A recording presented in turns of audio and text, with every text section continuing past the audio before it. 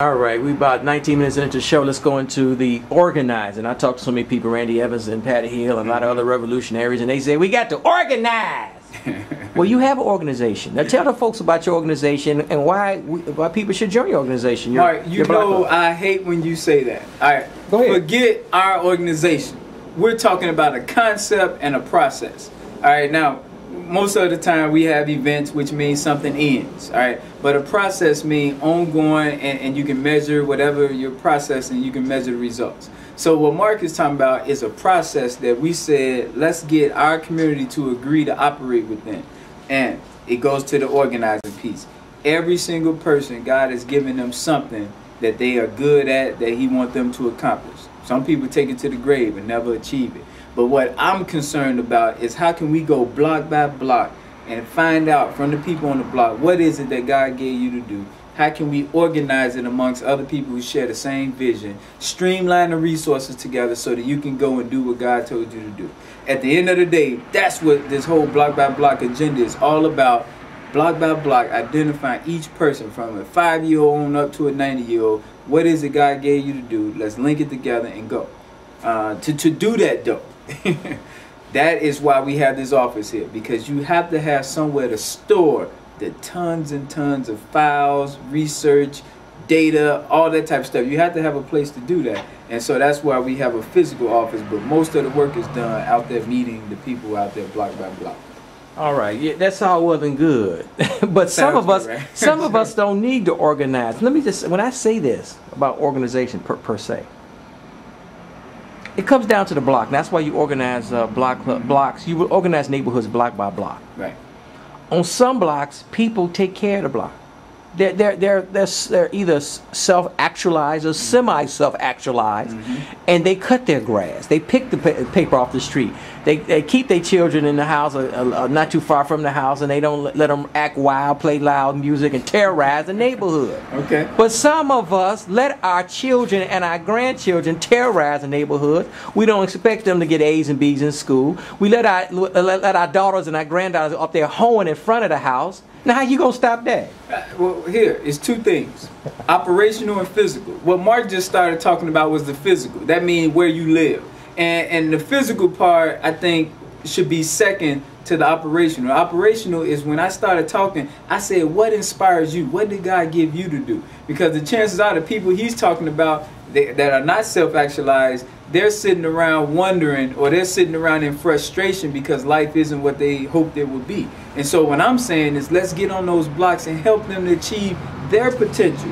And part of what we'll do when we're helping them achieve their potential, we'll tie it to the physical and say, okay, we're helping you with your resume. We want you to keep the block clean. We're helping you to get this job at Walgreens. We want you to keep the block clean. So we can tie it back to the physical, but the main thing is it has to be about them, and that's the operational side. What's important to them. And if we do that, what we'll find is a lot of people will be motivated and will care about their neighborhood.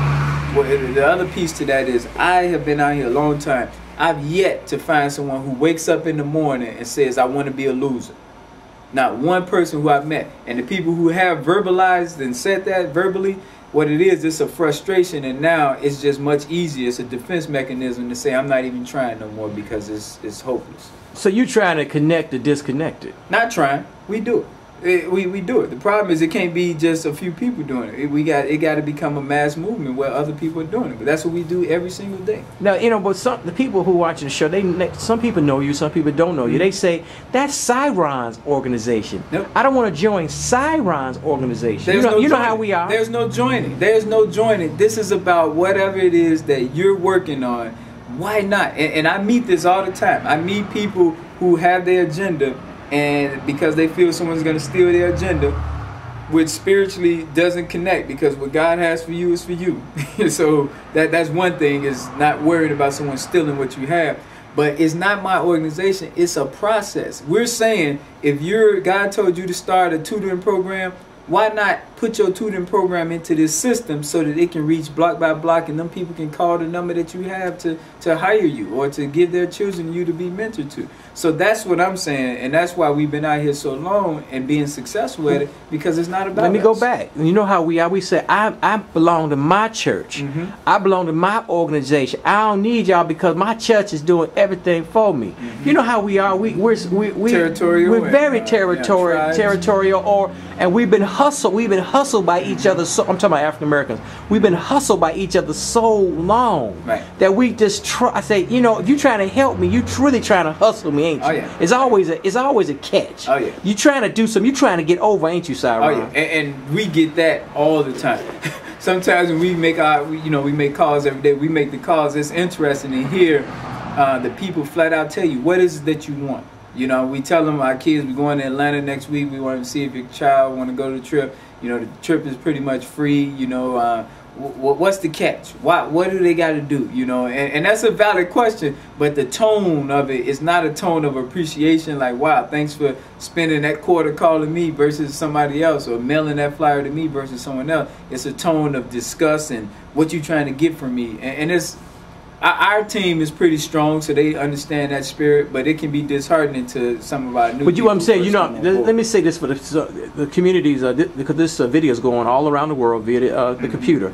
People don't understand. Some people don't really understand why African American communities, especially the lower income African American communities, are so destabilized. And it's a lot of different reasons, but one main reason they never want to talk about in the media is that we've been taught to distrust each other. Oh, yeah. Now, when slavery segregation, we had to, during the slavery and segregation, for like 400 years, we had to live among and with each other. But since integration and assimilation has been around for like 20, 30 years now, we don't have to live. So our best and brightest have left the neighborhood. So all we got is block after block, mile after mile of low income, low educated, destabilized communities. That sounds cold, but a lot of folks who live in these neighborhoods don't even know they destabilized. Yeah, they don't. They don't. They ain't been in Lake Forest. We call They've been to Winnetka. We call it the DWBBA. That stands for Don't Want to Be Bothered Areas.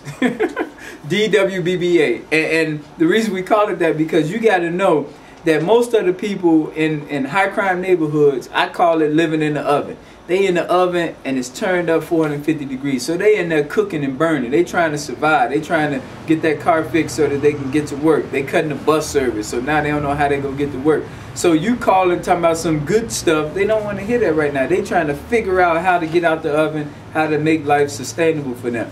So what we have to do, the people who are strong and stable enough, we got to make certain that we put their interests in front of ours. So even though I might want, you know, that child to go with us to New York with us or to Atlanta, I gotta, when I call, find out, you looking for a job? Do you have your resume? I know this place hiring here. So now that I make that connect and I help that parent, now she's more apt to let her child go. Crazy that you got to do all that, but that's the raw reality of working in the DWBBA areas.